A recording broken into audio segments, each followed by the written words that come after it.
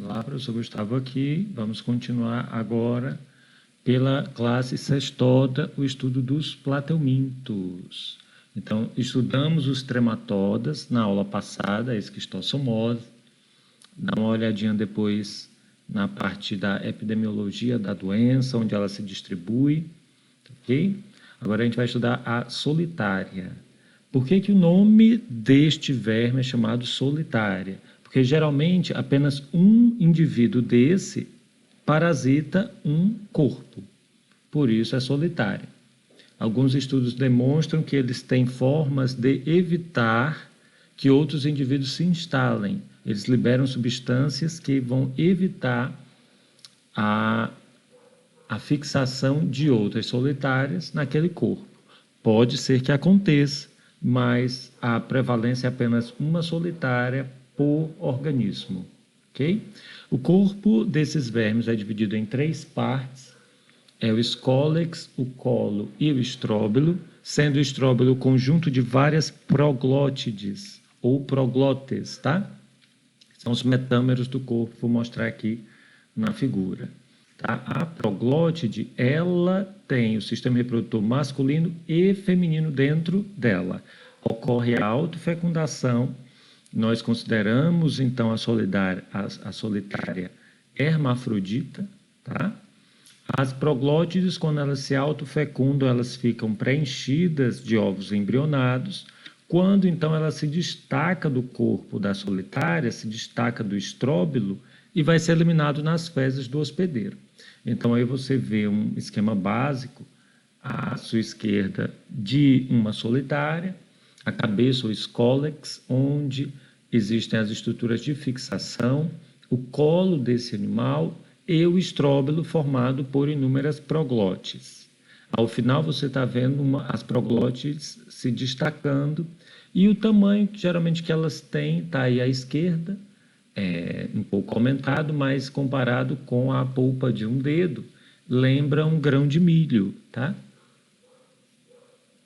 Aqui, para você visualizar o formato das cabeças, o escólex, né, onde você vai encontrar ventosas, alguns ganchos, no caso da Taenia solium, nessa espécie. Na Taenia saginata, você visualiza mais as ventosas, tá?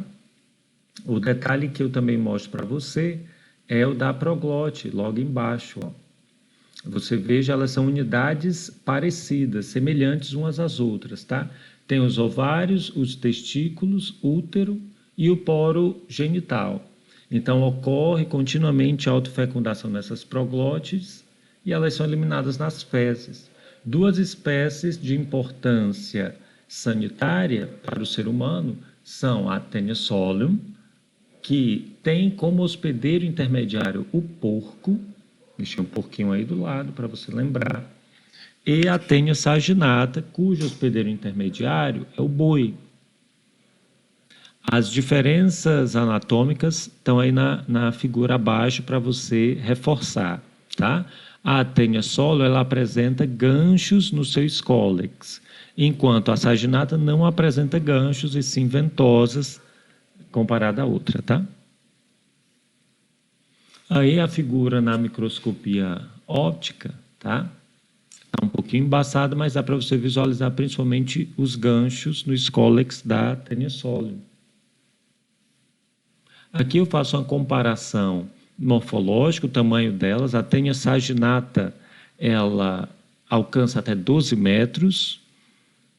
Lembrando que o boi é um animal bem maior que o porco, né? Selvagem. As proglotes produzidas, a Taenia saginata produz entre 1.000 e 2.000 progótides ou progótes, tá?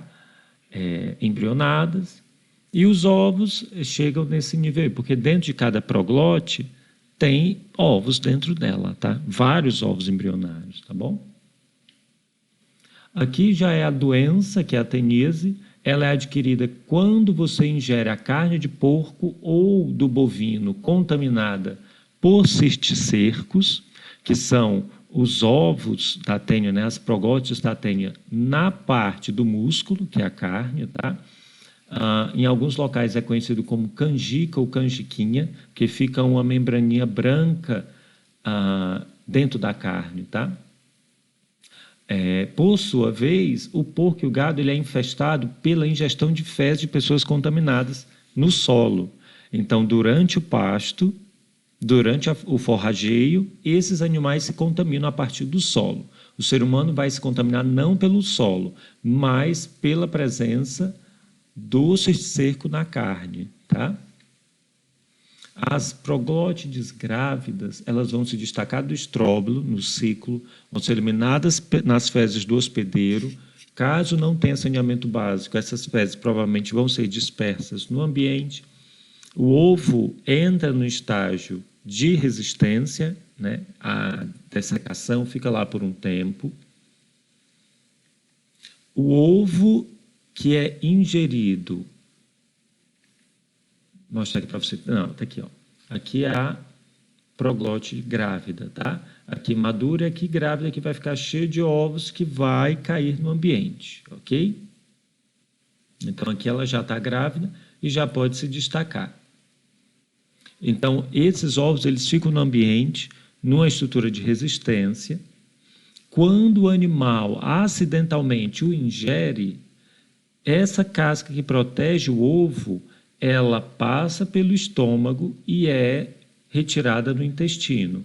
É quando as larvas, que a gente vai chamar de oncosfera, elas são ativadas, aumentam o seu metabolismo, então elas se tornam ativas no ponto de vista de perfurar a parede do intestino. Elas ficam se movimentando para tentar perfurar a parede do intestino e cair no sistema sanguíneo ou linfático do animal, a depender da espécie, o boi ou o porco. Tá? Se for sólio, é o porco, se for saginata, é o boi, né? O bovino. A partir daí, ela é carreada pelo sistema linfático ou sistema sanguíneo até os músculos. Tá? Eventualmente, elas ficam naquele músculo e vão se encistar. Elas secretam a substância e essa substância faz uma cápsula ao redor dela. Essa cápsula, com a larva oncosfera dentro, esta estrutura você chama cisticerco, tá? O cisticerco vai ter um escólex, vai ter umas ventosas com gancho, tá? E a partir daí, se essa carne que você já pode considerar contaminada, infestada, ela é ingerida de forma inadequada, crua, mal cozida, tá? Esse verme não vai ser destruído no processo. Então, ao ingerir essa carne, pode ser que o cisto passe pelo seu estômago, não seja digerido. E aí, no seu intestino, ele é reativado. Tá? E aí o cisticerco é ativado, vai se fixar na parede do intestino e o novo verme vai se desenvolver. E a partir daí, novas proglótides vão entrar em ação e a infestação pela solitária vai se efetivar. Então, este cisticerco ele é reativado no intestino humano e a partir daí se torna o hospedeiro definitivo. Tá? Lembrando, de acordo com aquela notícia no começo da aula, né, da aula passada, pode viver até 20 anos uma solitária dentro do ser humano. Aqui eu coloco o ciclo. Esse ciclo ele é muito comum em provas, entra na parte de programas de saúde, tá? Então, aí mostrando o ciclo de vida da Taenia solium, o porco é o hospedeiro intermediário, hospedeiro final, o ser humano, e aqui o da Taenia saginata, hospedeiro intermediário, bovino. Se você perceber, é a mesma logística, né? De transporte do ovo embrionado até formar a larva. Da larva forma o cisticerco no músculo do animal. A partir daí o ser humano ingere esse músculo inadequadamente, mal preparado, e o cisticerco que está na carne, ele vai se reativar no intestino, formando então o verme adulto, a Taenia. O que vai mudar é o tipo de Taenia e, claro, aquelas funções morfológicas, produção de ovos e tudo mais. Tá? Então, lembre, homem é o único hospedeiro definitivo. Coloco aqui algumas comparações, tá? Em média, vive-se 20 anos, mas já foram encontrados na tênia saginata até 30 anos, vivendo, né, junto com o ser humano ali num parasitismo. Coloco como, para evitar, se você notar a cadeia, né, de eventos, pelo saneamento básico, pela inspeção das carnes, na vigilância sanitária nos abatedouros, pela preparação correta de carnes, cozinhar pelo tempo devido, né? Não preferir carnes cruas de restaurantes que você não tem conhecimento da qualidade das cozinhas. Você vai evitar que essa cadeia se propague.